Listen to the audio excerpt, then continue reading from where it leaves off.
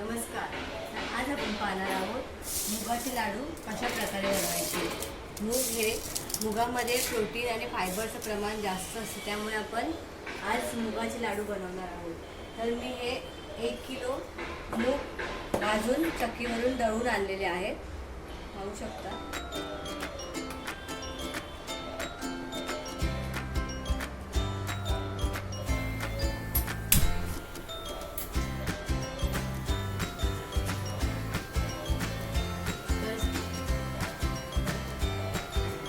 त्यासाठी लागणारं साहित्य आहे गूळ मी 2 वाटी घेतलेला आहे, म्हणजे वजनी प्रमाण अर्धा किलो. 1 किलो लाडूसाठी अर्धा किलो गूळ. हे ड्रायफ्रूट्स घेतले आहेत, डिंक, तूप आणि वेलची पूड. चला तर आपण रेसिपीला सुरुवात करूया.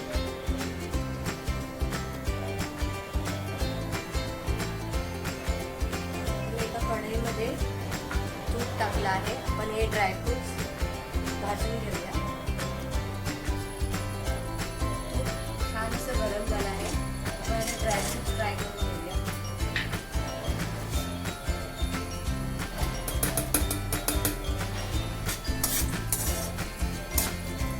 ड्रायफ्रूट्स तुम्ही तुमच्या आवडीनुसार घालू शकता.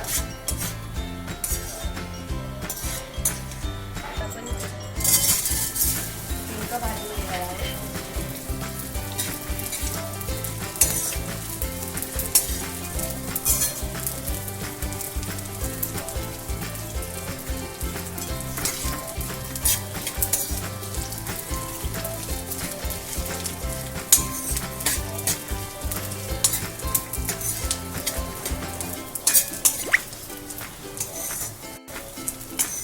डिंक छान फुललेला आहे, तर त्याला काढून घेणार आहोत.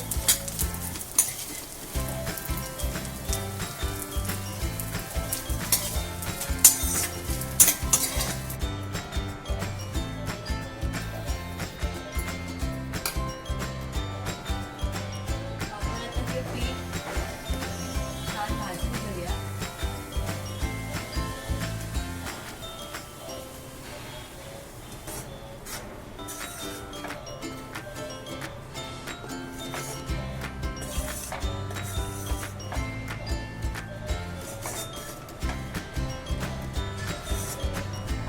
मंद आचेवरती पीठ भाजून घ्यायचं आहे आणि मग लागेल तर थोडं तूप घालायचं आहे.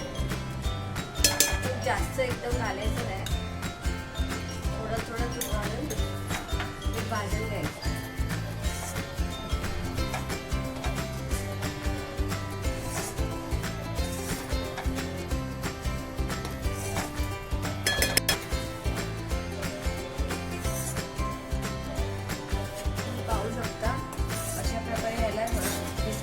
कलर आलेला आहे.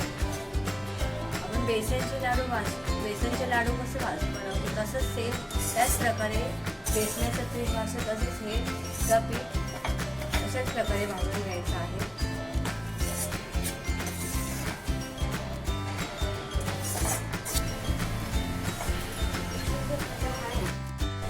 अशा प्रकारे आपलं सगळं पीठ भाजून झालेलं आहे. 20 ते 25 मिनिटं मंद आचेवर थोडं तूप घालून पीठ असं मी भाजून घेतलेलं आहे.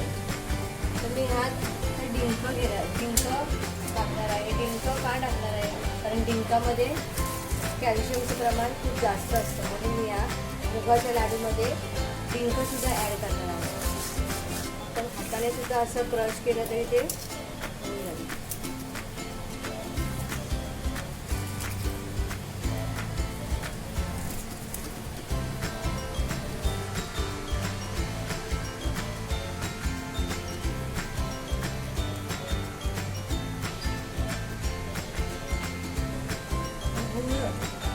गूळ आपण हा मिक्सरमध्ये थोडा बारीक करून घेणार आहोत.